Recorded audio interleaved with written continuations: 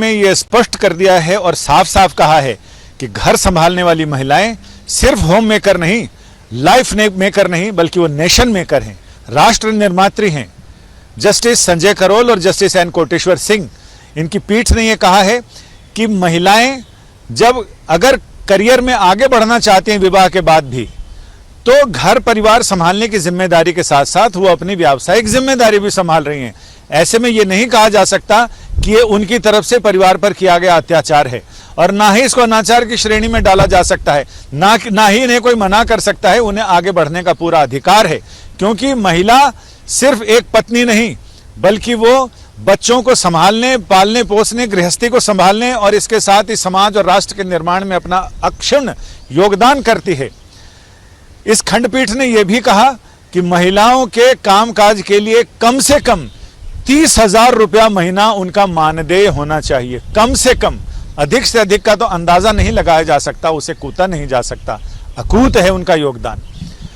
खंडपीठ ने अपने निर्णय में यह भी कहा कि यह मामला दरअसल एक सड़क दुर्घटना में मुआवजे को लेकर था, जिसमें यह कहा गया कि जब महिलाओं को ससुराल की साझा पैतृक संपत्ति में भी बराबर के हकदार हैं महिलाएं, तो जाहिर है कि इस तरह के मुआवजों में भी उनको बराबर का हक मिलना चाहिए। अदालत ने यह भी स्पष्ट किया कि महिलाएं ना सिर्फ बच्चों का पालन पोषण करती हैं, बल्कि घर को संभालने की जिम्मेदारी, घर को आगे बढ़ाने की जिम्मेदारी और घर की समृद्धि में भी उनका योगदान रहता है। आप शादी करके एक पत्नी ला रहे हैं, परिवार को संभालने वाली एक जिम्मेदार महिला ला रहे हैं, ना कि एक नौकरानी। परिवार में पत्नी की जिम्मेदारी या मां की जिम्मेदारी सिर्फ एक नौकरानी की नहीं, बल्कि एक समाज के लिए अदम्य योगदान करने वाली महिला की है, जो आगे अपने बच्चों को संस्कार देती है। और बच्चों को संस्कार देने में महिलाओं की मां की भूमिका सबसे ज्यादा है।